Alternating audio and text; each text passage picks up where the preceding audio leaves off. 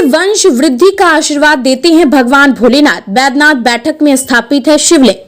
बिहार के गया विष्णुपद एरिया में वैद्यनाथ मंदिर में स्थापित शिवलिंग की महिमा अपरंपार है। कहा जाता है कि यहां आवाहित कर देवघर से बाबा वैद्यनाथ धाम मंदिर में से मिट्टी लाई गई थी। यह सैकड़ों साल पुरानी बात है और वहां से आवाहित कर लाई गई मिट्टी यहां काले पत्थर की शिवलिंग में परिवर्तित हो गई थी। तब से यह प्राचीन मंदिर यहां स्थापित है।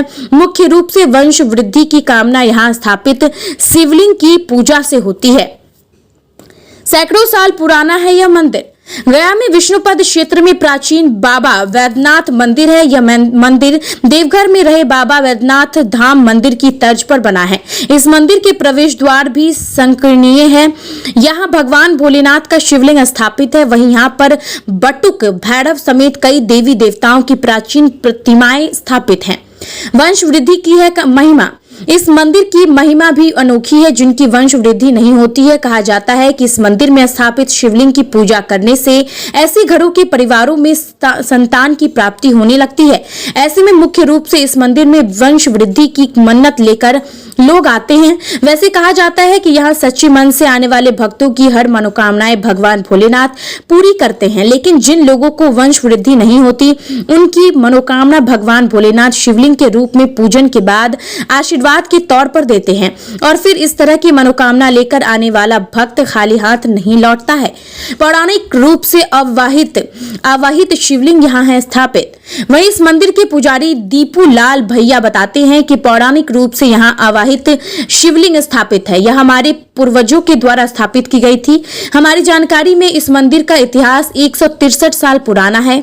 बताते चले कि हमारे पूर्वज को संतान प्राप्ति नहीं होती थी, दत्तक पुत्र गोद लेने पड़ते थे।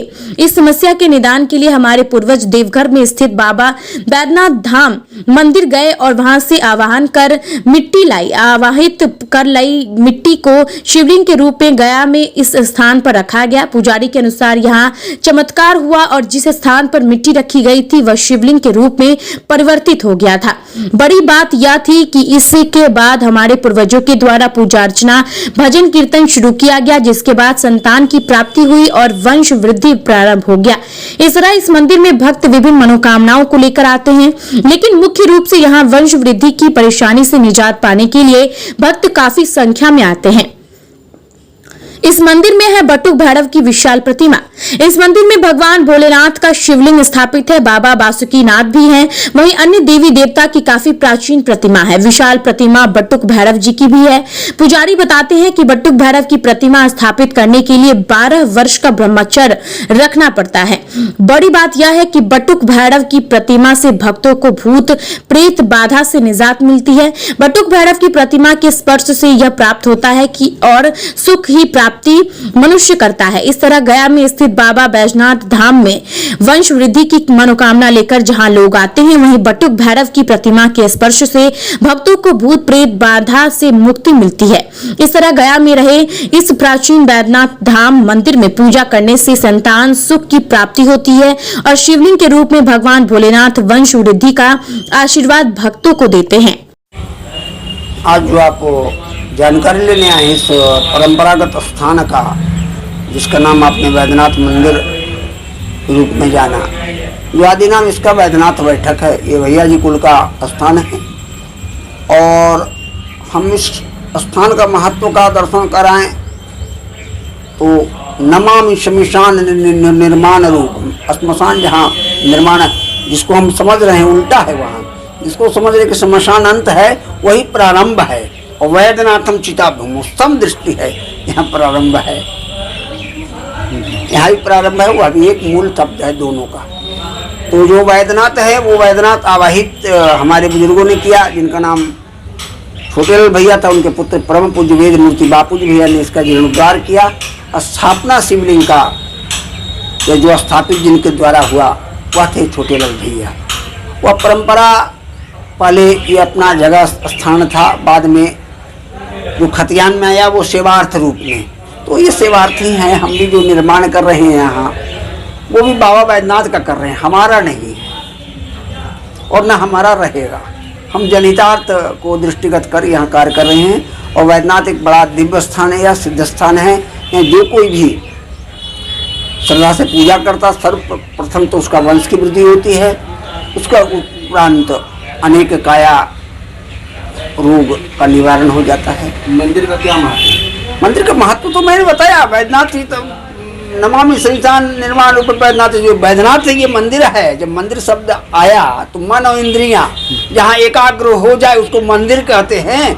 और मंदिर में ये वैद्यनाथ हैं तो वैद्यनाथ जो है आपका संस्कार माने वंश वृद्धि करने वाले, विस्तार करने वाले हैं। तो विस्तार करने वाले, इनकी कृपा से विस्तार होता है, इनकी भजन पूजा करने से। और ये बटुक भैरव जी है, इनसे अनेक प्रेतत्व, अनेक दोष, अनेक शरीर रोग आदि का निवारण होता है। किस किस चीज का मूर्तियाँ हैं? यहाँ मूर्तियाँ तो बहुत सा अंग भंग है मूर्ति पड़ा हुआ, लेकिन मूर्तियाँ मूलतः शिव शंकर हैं और नंदी हैं, ये जो पंच है गणेश हैं। लेकिन बहुत सी मूर्तियाँ ऐसी जिनको हम पहचानते भी नहीं, जिनको हम पहचानते भी कौन मूर्ति हैं। हम किस मूर्ति को क्या बताएं? पूरे मंदिर में कई यहाँ मूलतः प्रचलित शिवलिंग है, बहुत अखंडित मूर्तियाँ रखा हुआ है। हाँ, 10-15 मूर्ति है। वही जब हम कर ये मंदिर का पूरा जो माने उत्पत्ति हुआ, बनाया गया, तब 163 साल 1914 के खतियान में हमारा नाम अंकित है पूर्वजों का, शिवार्थ में। उसके पहले हमारा ये जमीन था, यहाँ बैठका था। बाद में इसको जब पुत्र प्राप्ति हुआ और उनका कृपा हुआ तो उन्होंने मंदिर का निर्माण करा दिया। पहले घर घर मंदिर हुआ करता था, उसी रूप में अपने घर में ही मंदिर बना दी। तो मंदिर आज प्रचलित है और सबके हित में काम हो रहा है। आगे भी हम भी यहाँ हैं, जब तक हमारा जीवन है आगे भी प्रिया रहेगा, उसको प्रयास करेंगे कि आगे भी ऐसा ही चलाए, जन सेवा करें। अपना परिचय दे दीजिए। हमारा नाम नारायण थप सेवक दीपू जी भैया, व्यापाल ब्राह्मण।